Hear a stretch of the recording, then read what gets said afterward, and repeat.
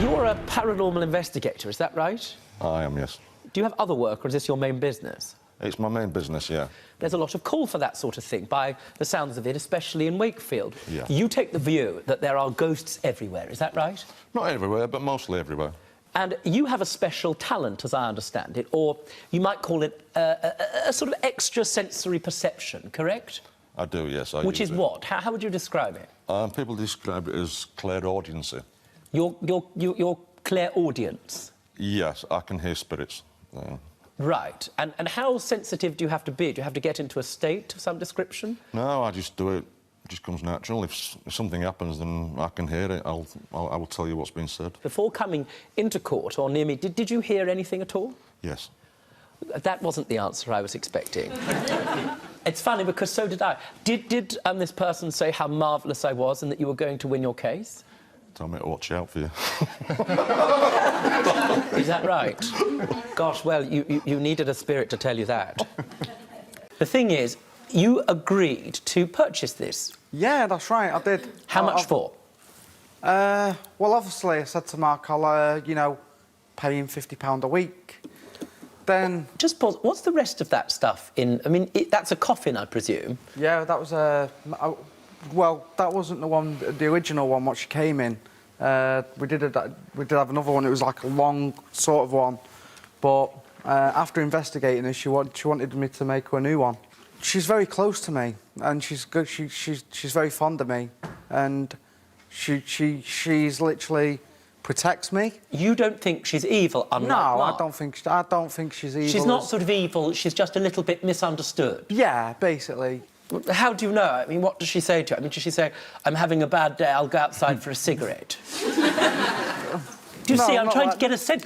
To you, this is normal, I need to understand.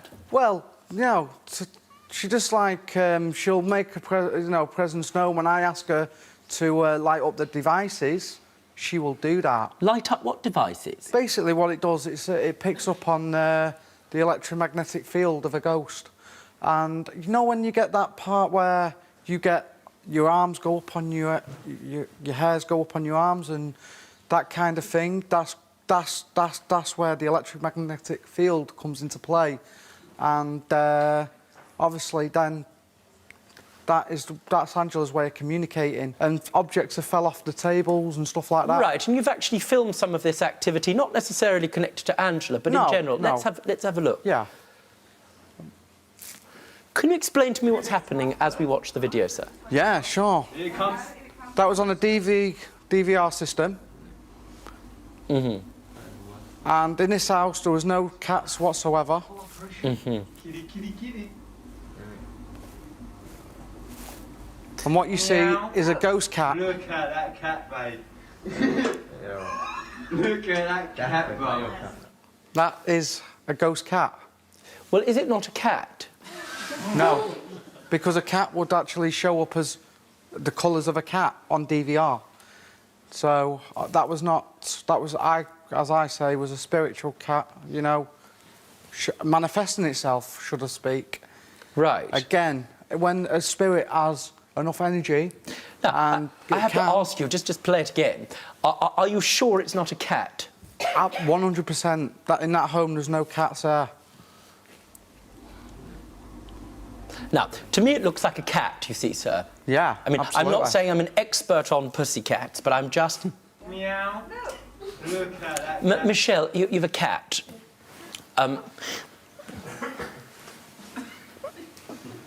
Does that look like a cat to you? Yeah. Yes. Where's the money? Well, Angela, she told me that I mustn't pay it. She telepathically. I know it sounds mad. I know it sounds mad and bizarre. You're not going to think, well, that's the truth. When did she tell you this? Telepathically, it was literally just after I paid the £200. After you paid that £200, realising you had Angela, there was an afternoon, or whenever it was, when Angela said, what's her voice and what does it sound like? I mean... It's hard to describe. I mean, is there an accent associated with it? Is she from Yorkshire? Did she say to you, Here, thing is, Chris, £800 is way too much for me. Give him 200 or I'll send him an X. That's what she was like to me, yeah. She said, and then that's why I had to do what the spirit said. Obviously, then that's why I did it. What was the name of that film? The film is Refical, Judge. Refical? Yeah, Refical. It's Lucifer spelt backwards. Right. So, for example, if I were to make a film about mints because my name is Robert, it would be Trebor. What's the reason it's called Refical? Why is there reference to Lucifer, sir? OK, because the film is a dark arts project, Judge. Everything in the world of Satanism is not what it appears to be. It's all back to front, topsy-turvy sort of thing. So I thought it would be an interesting concept for me to switch it about. Understood. Was it a fictional film or a documentary? It was a fictional film. Understood. So you started writing it. Uh-huh. Now, the thing about it is that as part of your research and as part of your artistic involvement in this project, which you took, I want to be clear, very, very seriously indeed, you didn't just get what some people might loosely describe as half interested in that world. You ended up getting completely enveloped in that world, in that interest of, I think it's loosely described as Satanism. That's correct, Judge. But at some point in 2016, did you write that film and did you end up filming it? I wrote the film from October 2016 up to February 2017. What happened to the filming, sir? The filming got stopped because I became very, very poorly after we shot the main block of the film. Well, I understand from what you tell me that there were some very serious problems on set. Can you tell me exactly what happened on set which caused you to get ill and caused the film not to be completed? OK. Well, I'll have to go back to the preparation for the film because I was, like I said, I was studying the dark arts and the occult. And when we came to shoot the film, before we'd actually done the first shot, I had some candles on the set. They exploded. Which made one of the actresses run into the toilets and lock herself in there for basically half an hour. There was another instance where we were shooting downstairs in the building and I kept hearing footsteps, and I'm like, cut, let's do it again. Who's there? Can you make sure that nobody is going to make noise? We're trying to do the take here. This happened about 4 or 5 times and there was nobody there. As a result, the film couldn't be completed, but as far as I can gather, you believed, and I have to respect what you say, sir. I don't in any way denigrate what you say. It's your belief, and that matters to me a great deal. You believed, frankly, that you were getting more and more seriously affected by virtue of this research you had done. Yes. And you felt desperately unwell as a result. For a very long time. What did you do in order to make yourself well, or to attempt to? Well, I went to seek the help of a wonderful medium. I was diagnosed as having dark energy feeders attached to my aura, known as archons. Did you feel that she managed to help you? Absolutely, yeah. Thank you very much. Now, you've understood what's been said there. Yes. Did you know about any of these things? He did mention these things, yes. And that's what briefly, made us... though, wasn't it? Yeah, briefly. And that's what made us uneasy to keep asking him, you know, for money. Because at the end of the day, he's still our friend. And I personally felt like I didn't want to drive him off the edge, knowing all that he'd been through. So we just kind of, like, took a step back.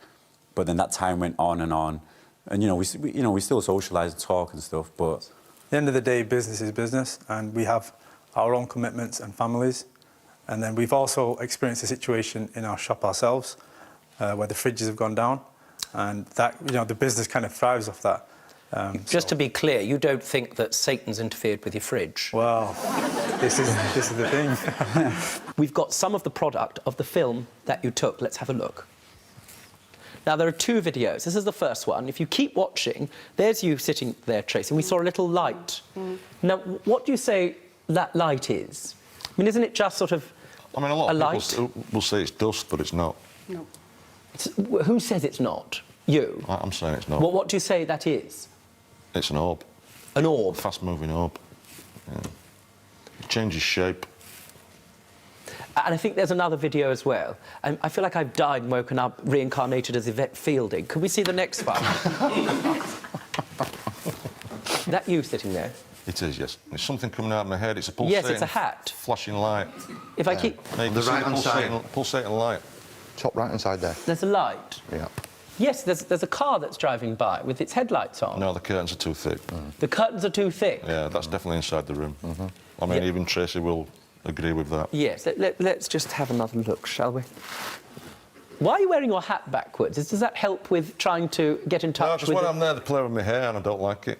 They play with your hair? Yeah. And do you find it hard to sense because they don't play with your hair? They don't play with my hair because it's all gone. No, it's... No, I sense... What do they do? Is it sort of a soft sensory rubbing that you get? No, when they get my attention, they throw me downstairs. Seriously. I mean, what I witnessed at that place there, I was expecting an old lady, but old ladies don't do this. You say, according to your claim, a number of spirits. How many did you find there? At least 8. Give me a vague description of what they were like. You help me with it. Well, one was French, which was a bit weird. Do you speak French? I speak a little bit of French. Oh, so do I. What did she say to you? Très bien. She said très bien. Yeah, very good. What was her name? She didn't give me a name. Didn't give you a name? No. Well, that was rude, but I suppose she was French. There you go. Tracy, one of the difficulties you've had in this house isn't just the paranormal activity, which has been unpleasant. It's also the fact that you've had difficulties, as I understand it, retaining a relationship, correct? Correct. And the paranormal activity seems to direct itself towards and at men. I feel whatever it is, this black cloak thing is protecting me from bad people. Now, Mark, let me hear your counterclaim. Something about a camera. My camera blew up. One of my Your cameras. camera blew up. Now, I have to tell you, I've read some things in my time. This one is going to be definitely in my Christmas special. You say that your camera was damaged to the tune of £1,099, nearly £1,100. Yep. And the reason that it was damaged is because of the spirits in her house. Yeah. In other words, you went to the house, the spirits were so violent that your camera was destroyed. In certain cases, they will attack your equipment, battery drainage. They will drain the energy from the Yes, batteries. but why? Presumably, you understand that that's a risk if you go on someone's property where there are spirits. Yes? Well, yeah, I mean... Yes. So why might that be her fault? Because I lost so much equipment there. I mean, I was told I was going after the little old lady that passed away in the property. Don't be stupid. Stay and watch the best Judge Rinder moments. And I'm talking. Understood? Don't be a moron. Subscribe to Judge Rinder YouTube channel. Right now. That's an order.